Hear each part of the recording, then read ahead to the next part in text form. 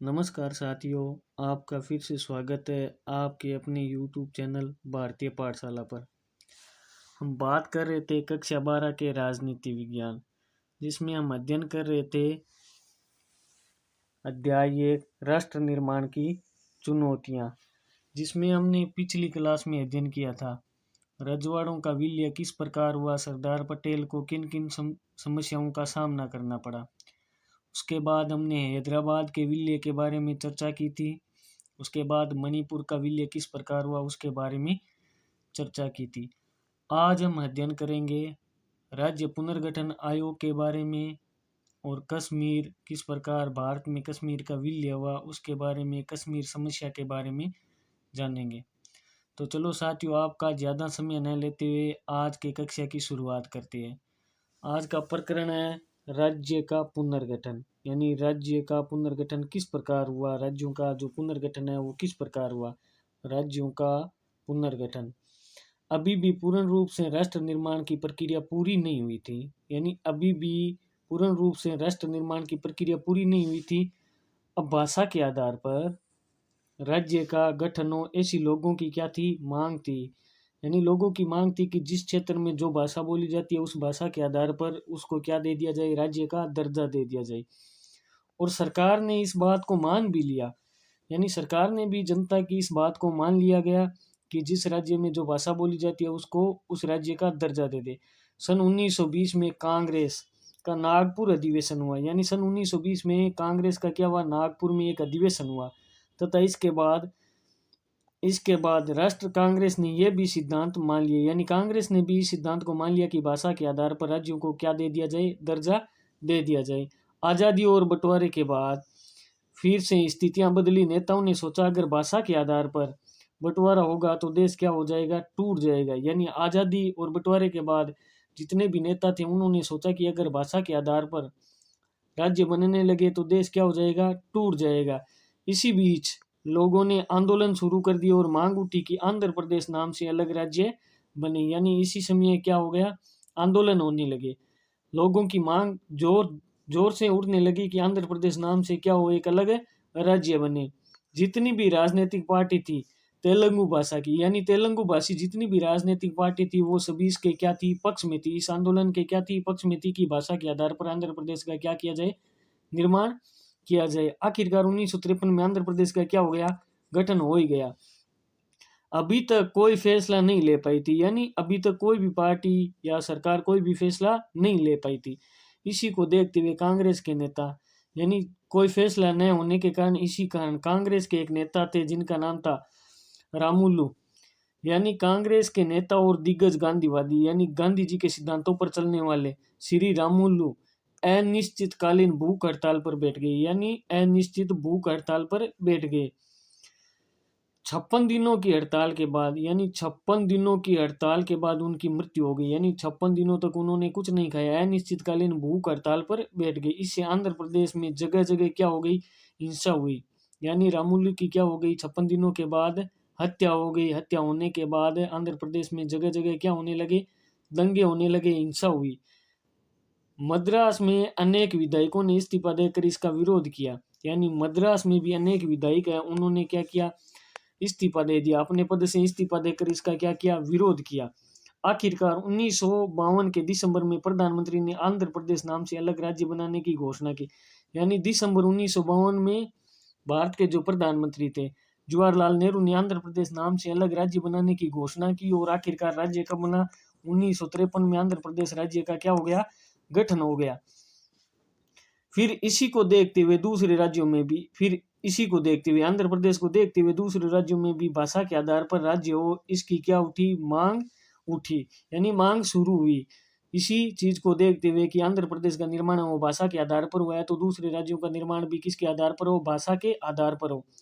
जिसको लेकर सरकार ने, यानी इस मांग को देखते हुए सरकार ने 1953 में राज्य पुनर्गठन आयोग बनाया। यानी राज्य पुनर्गठन आयोग की स्थापना कब हुई, 1953 में हुई। इस आयोग का काम क्या था, इसका काम ये था कि वहाँ की जनता जो जिस भाषा को चाहती है या जिस भाषा को बोलती है उसके अनुसार राज्य का क्या होना चाहिए, गठन। यानी वहाँ की भाषाओं के अनुसार राज्य का क्या होना चाहिए, गठन होना चाहिए, यानी कौन सी भाषा बोली जाती है उस भाषा के आधार पर क्या वो राज्य का निर्माण हो।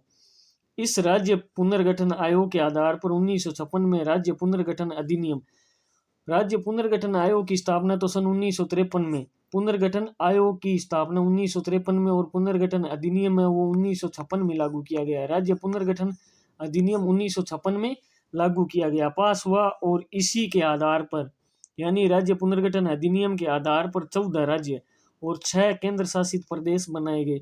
राज्य पुनर्गठन अधिनियम ने 14 राज्य और 6 केंद्र शासित प्रदेश बनाए। 14 राज्य थे आंध्र प्रदेश, असम, बिहार, बम्बई, ये बम्बई था पहले, क्या था बम्बई, मुंबई नहीं बम्बई था, फिर जम्मू कश्मीर, मैसूर, मध्य प्रदेश, मद्रास, उड़ीसा, पंजाब, राजस्थान, उत्तर प्रदेश, पश्चिम बंगाल और केरल। ये भाषा के आधार पर 14 राज्यों का क्या किया गया, गठन किया गया। इन 14 राज्यों का भाषा के आधार पर क्या कर दिया गया, गठन कर दिया गया, और 6 केंद्र शासित प्रदेशों का निर्माण हुआ, जिनमें था दिल्ली, हिमाचल प्रदेश, मणिपुर, त्रिपुरा, अंडमान और निकोबार द्वीप समूह, लक्षद्वीप। ये क्या थे, केंद्र शासित प्रदेश थे। भाषा के आधार पर 6 केंद्र शासित प्रदेशों का निर्माण हुआ और 14 राज्यों का। ये राज्य पुनर्गठन अधिनियम 1956 के तहत इनका निर्माण किया गया। अब आगे बात करते हैं श्री रामुलु। रामुलु कौन थे, इनका जन्म, रामुलु का जन्म हुआ 1901 में, जन्म हुआ 1901 में, रामुलु का जन्म 1901 ईस्वी में जन्म हुआ, मृत्यु हुई 1952 में। 1952 में क्या हो गई, इनकी मृत्यु हो गई रामुलु की। गांधीवादी कार्यकर्ता, रामुलु क्या थे, गांधीवादी कार्यकर्ता थे और सरकारी नौकरी लगे हुए थे। सरकारी नौकरी छोड़ दी नमक सत्याग्रह में भाग लेने के लिए, यानी नमक सत्याग्रह जो आंदोलन चल रहा था उसमें भाग लेने के लिए श्री रामुलु ने क्या कर दी, सरकारी नौकरी का त्याग कर दिया। मद्रास प्रांत के मंदिर दलितों के लिए खोल दिए जाए, इसको लेकर उपवास पर बैठ गए। श्री रामुलु है वो मद्रास प्रांत में जो दलित जाति है, दलित समुदाय है, उनके लिए मंदिरों के द्वार है वो खोल दिए जाए। पहले दलितों को मंदिरों में नहीं जाने दिया जाता था, इसको लेकर श्री रामुलु ने क्या कर दिया, उपवास कर दिया है, उपवास पर बैठ गए, धरने पे बैठ गए। इसने रामुलु ने 19 अक्टूबर को आंध्र प्रदेश नाम से अलग राज्य बनाने की क्या की, मांग की। श्री रामुलु ने 19 अक्टूबर को आंध्र प्रदेश या आंध्र नाम से अलग राज्य बनाने की क्या रखी, मांग रखी। 15 दिसंबर 1952 को अनशन के दौरान उनकी क्या हो गई, मृत्यु। श्री रामुलु की मृत्यु, यानी 56 दिनों के अनिश्चितकालीन अनशन पर बैठे थे श्री रामुलु, इसीलिए 15 दिसंबर 1952 को श्री रामुलु की क्या हो गई, हत्या हो गई। अब ये ध्यान देने योग्य बात है, नोट, भाषा के आधार पर सभी राज्यों को नहीं बनाया गया, यानी भाषा के आधार पर है वो सभी राज्यों का गठन नहीं किया गया। जैसे मुंबई नहीं बम्बई, ये पहले किस नाम से जाना जाता था, बम्बई नाम से जाना जाता था। बम्बई, बम्बई यहाँ पर 2 भाषा बोलने वाले लोग थे, यानी बम्बई में 2 भाषा बोलने वाले लोग थे। एक थे मराठी जो वर्तमान में महाराष्ट्र है, और एक थे गुजराती जो वर्तमान में क्या है, गुजरात है। मराठी और गुजराती एक जन आंदोलन के बाद एक क्या हुआ, जन आंदोलन हुआ। जनता का क्या हुआ, आंदोलन हुआ 1960 में, महाराष्ट्र और गुजरात बना। बम्बई से किसका निर्माण हुआ, महाराष्ट्र और गुजरात का निर्माण हुआ 1960 में। जो गुजराती बोलते थे उस क्षेत्र को गुजरात नाम दे दिया गया, और जो मराठी बोलते थे उस क्षेत्र को महाराष्ट्र नाम दे दिया गया। पंजाब में भी हिंदी और पंजाबी, पंजाब में भी हिंदी और पंजाबी 2 समुदाय थे। 1966 में पंजाबी भाषा को पंजाबी भाषा को किस नाम से, यानी जो पंजाबी बोलने वाला क्षेत्र था उसको पंजाब से, तथा बाकी जो बचा उसे हरियाणा और हिमाचल प्रदेश नाम दे दिया गया। यानी पंजाब से 3 राज्यों का निर्माण हुआ, पंजाब, हरियाणा और हिमाचल प्रदेश 1966 में। 1960 में बम्बई से 2 राज्यों का निर्माण हुआ, महाराष्ट्र और गुजरात, और पंजाब से हरियाणा और हिमाचल प्रदेश। पंजाब जो पंजाबी बोलने वाला क्षेत्र था उसको पंजाब नाम दे दिया गया, बाकी जो हिंदी बोलने वाले क्षेत्र थे उसको हरियाणा और हिमाचल प्रदेश नाम दे दिया गया। सन 1972 में असम से मेघालय, मणिपुर और त्रिपुरा भी अलग राज्य बने, यानी 1972 में असम से 2-3 अलग राज्य बने। मेघालय, मणिपुर और त्रिपुरा 3 अलग राज्य बने, किससे, असम से।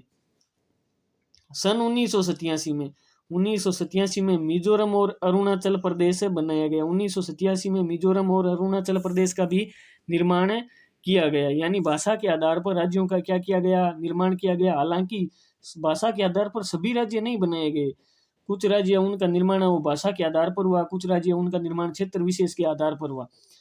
जैसे बम्बई से किसका निर्माण हुआ? बम्बई से निर्माण हुआ 1960 में। कब हुआ? 1960 में। 1960 में कौन कौन से राज्य? महाराष्ट्र और गुजरात बने। पंजाब में कब? 1966 में।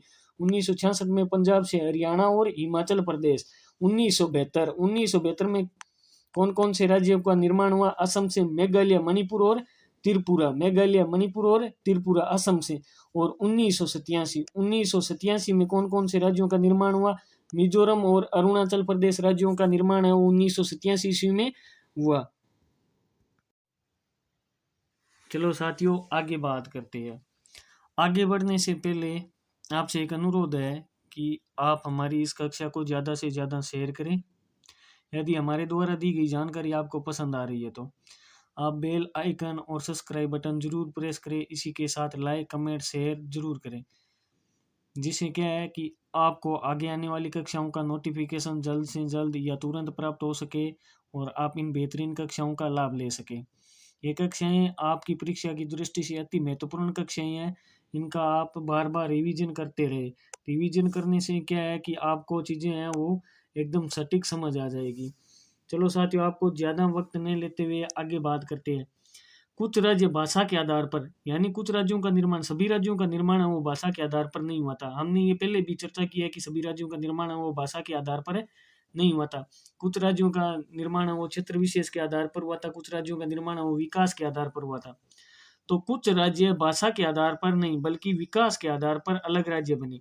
यानी कुछ राज्य है वो भाषा के आधार पर नहीं बने थे, जबकि वो किसके आधार पर बने थे? विकास के आधार पर बने थे। विकास के आधार पर बनने वाले राज्य जैसे 2000 में, यानी सन 2000 में छत्तीसगढ़, उत्तराखंड और झारखंड बने। ये विकास के आधार पर बनने वाले राज्य थे। ये कब बने?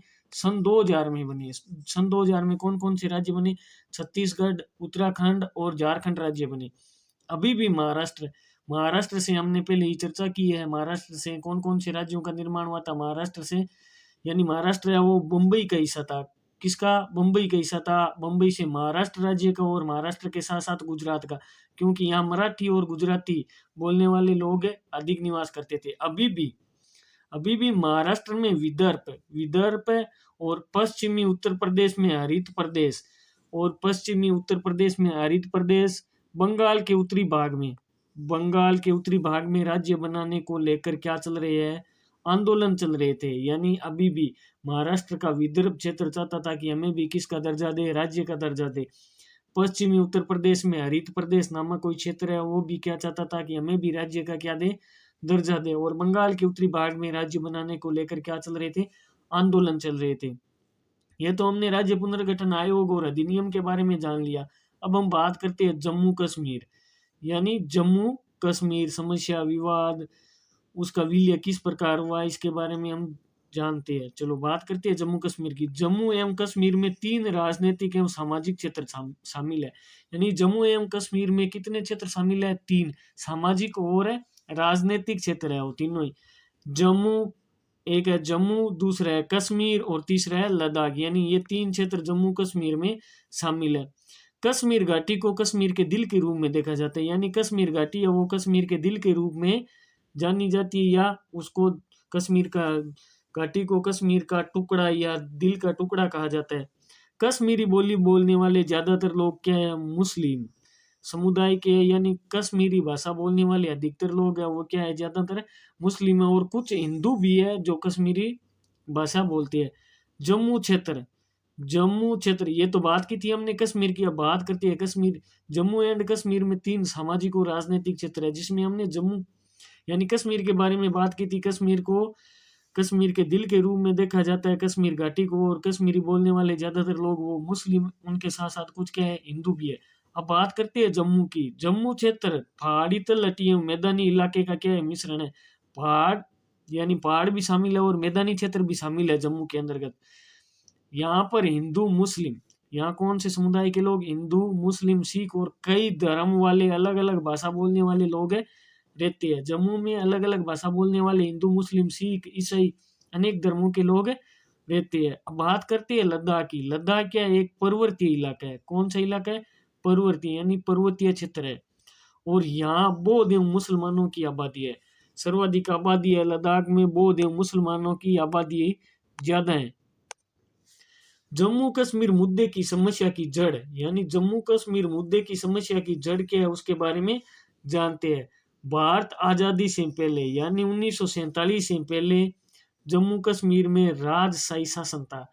कौन सा शासन था? भारत की आजादी से पहले, भारत की आजादी से पहले यानी 1947 से पहले जम्मू कश्मीर में राजशाही शासन था। उस वक्त वहां के शासक कौन थे? हरि सिंह थे, जो भारतीय संघ में शामिल नहीं होना चाहते थे। जम्मू कश्मीर के शासक कौन थे? हरि सिंह। हरि सिंह है वो भारतीय संघ में शामिल नहीं होना चाहते थे। वह ना ही पाकिस्तान और ना ही भारत से समझौता करना चाहते थे। यानी हरि सिंह है वो ना तो पाकिस्तान से समझौता करना चाहते थे और ना ही भारत से समझौता करना चाहते थे। वह एक स्वतंत्र राज्य बनाना चाहते थे। हरि सिंह है वो जम्मू कश्मीर को एक स्वतंत्र राज्य बनाना चाहते थे, स्वतंत्र देश बनाना चाहते थे। पाकिस्तान की ऐसी सोच थी कि कश्मीर पाकिस्तान से मिलेगा। पाकिस्तान ऐसा सोच रहा था कि कश्मीर है वो किससे मिलेगा? पाकिस्तान से। पाकिस्तान से मिलने का कारण क्या है? इस पाकिस्तान की सोच का कारण क्या है कि यहाँ अधिकतर लोग मुस्लिम आबादी ज्यादा है। यहाँ के अधिकतर लोग है वो क्या है? मुसलमान है। जबकि यहाँ पर लोग पहले अपने आप को क्या मानते थे? कश्मीरी। पाकिस्तान की सोच तो ये थी कि यहाँ ज्यादातर क्या है? मुसलमान है, इसीलिए ये किस में शामिल होंगे? पाकिस्तान में, क्योंकि पाकिस्तान में अधिकतर मुसलमानों की संख्या थी। लेकिन जम्मू कश्मीर के लोग हैं वो पहले अपने आप को क्या मानते थे? कश्मीरी, और बाद में मुस्लिम समझते थे। यानी अपने आप को पहले कश्मीरी समझते थे, उसके बाद में क्या समझते थे? मुस्लिम समझते थे। नेशनल कॉन्फ्रेंस, नेशनल कॉन्फ्रेंस एक धर्मनिरपेक्ष संगठन है, यानी किसी धर्म विशेष की बात रखने वाला संगठन नहीं है। धर्मनिरपेक्ष, सभी धर्मों को समान रूप से मानने वाला संगठन है नेशनल कॉन्फ्रेंस। ये काफी समय तक कांग्रेस के साथ गठबंधन में रहा। यानी नेशनल कॉन्फ्रेंस है वो काफी समय तक कांग्रेस के बाद साथ है, जैसे अलायंस के रूप में रहा। अभी जो कांग्रेस का गठबंधन है ना, अलायंस, उसी समय नेशनल कॉन्फ्रेंस का भी कांग्रेस के साथ क्या था? गठबंधन था। उस वक्त राष्ट्रीय राजनीति के कई प्रमुख नेता, यानी इस नेशनल कॉन्फ्रेंस के संगठन को चलाने वाले थे शेख अब्दुल्ला। राजनीति के कई प्रमुख नेता है वो शेख अब्दुल्ला के क्या थे? मित्र थे। इनमें कौन शामिल थे? भारत के प्रधानमंत्री जवाहरलाल नेहरू भी इसमें क्या थे? शामिल थे। यह संगठन यानी नेशनल कॉन्फ्रेंस के शेख अब्दुल्ला के नेतृत्व में जन आंदोलन चला। इसमें यह मांग थी कि महाराजा अपना पद छोड़े, लेकिन शेख अब्दुल्ला पाकिस्तान में शामिल नहीं होना चाहते थे। इस संगठन ने यानी नेशनल कॉन्फ्रेंस ने एक आंदोलन चलाया, जन आंदोलन चलाया, जिसमें ये मांग उठी कि महाराजा हरि सिंह, जो जम्मू कश्मीर में पहला क्या था? राजशाही शासन था, राजा है वो अपना क्या करे? पद छोड़े। लेकिन शेख अब्दुल्ला इसी के साथ साथ ये भी चाहते थे कि वो पाकिस्तान के साथ विलय न हो। पाकिस्तान ने 1947 अक्टूबर महीने में, यानी अक्टूबर माह में, जैसे भारत आजाद हुआ 15 अगस्त 1947 को, उसके बाद अक्टूबर महीने में कबायली घुसपैठियों को कश्मीर पर कब्जा करने के लिए पाकिस्तान ने भेजा। घुसपैठियों को कश्मीर पर कब्जा करने के लिए पाकिस्तान ने भेजा। स्थिति को देख महाराजा ने भारत से क्या मांगी? मदद मांगी। यानी स्थिति ऐसी बनी कि हरि सिंह को किसकी मदद लेनी पड़ी? भारत की मदद लेनी पड़ी। भारत ने मदद करना चाहा, लेकिन उससे पहले भारत ये भी चाहता था कि कश्मीर को किसी भी तरह भारत के अंदर शामिल किया जाए। भारत मदद करने के लिए चाहा, लेकिन उससे पहले जम्मू कश्मीर को भारतीय संघ में शामिल होने के लिए हस्ताक्षर करवाए। यानी हरि सिंह से भारतीय संघ में शामिल होने के लिए जम्मू कश्मीर को किसका हिस्सा माना जाएगा? भारत का हिस्सा माना जाएगा। इसके लिए हस्ताक्षर भी करवाए। इसके बाद सरदार पटेल जी ने बहुत जोरदार सेना भेजी और पाकिस्तान ने घुसपैठियों को जोरदार खदेड़ा, यानी फैमिली दुख ठोक्या जोरदार। इसके बाद भारत ने सैन्य मदद उपलब्ध कराई और कश्मीर घाटी से घुसपैठियों को खदेड़ा, यानी पाकिस्तानी सेनाओं की बहुत जोरदार तरीके से पिटाई की। सरदार पटेल जी बहुत खतरनाक व्यक्ति थे। हस्ताक्षर तो हो गए, यानी क्या हो गए? हस्ताक्षर हो गए। हस्ताक्षर हो गए, लेकिन यह भी ध्यान रखा गया कि वहां की जनता क्या चाहती थी। हस्ताक्षर होने के बाद इस बात का भी विशेष ध्यान रखा गया कि वहां की जनता क्या चाहती है। जनता क्या वाकई में भारत के साथ शामिल होना चाहती है, या अपना स्वतंत्र अस्तित्व चाहती है, या पाकिस्तान के साथ शामिल होना चाहती है। फिर क्या हुई, घुसपैठियों को खदेड़ने के बाद स्थिति सामान्य हुई। वहां की जनता ने अपना समर्थन दिया, वहां की जनता ने क्या किया, समर्थन दिया कि हम किसके साथ शामिल होंगे, भारत के साथ। और 1948 में शेख अब्दुल्ला जम्मू कश्मीर राज्य के प्रधानमंत्री, यानी वर्तमान में जो मुख्यमंत्री पद था वो पहले प्राचीन समय में क्या था, प्रधानमंत्री का पद था। यानी शेख अब्दुल्ला को जम्मू कश्मीर के क्या बना दिया गया, प्रधानमंत्री बना दिया गया। जम्मू कश्मीर की स्वायत्तता को बनाए रखने पर सहमत हो गए, यानी इस बात पे भी सहमति बनी कि जम्मू कश्मीर राज्य को एक विशेष राज्य का दर्जा दिया जाएगा। इसे संविधान में धारा 370 के द्वारा विशेष राज्य का दर्जा भी दिया गया। तो साथियों, हमने अध्याय 1 का संपूर्ण अध्ययन कर लिया है। आप इन कक्षाओं का बार बार रिवीजन करते रहे।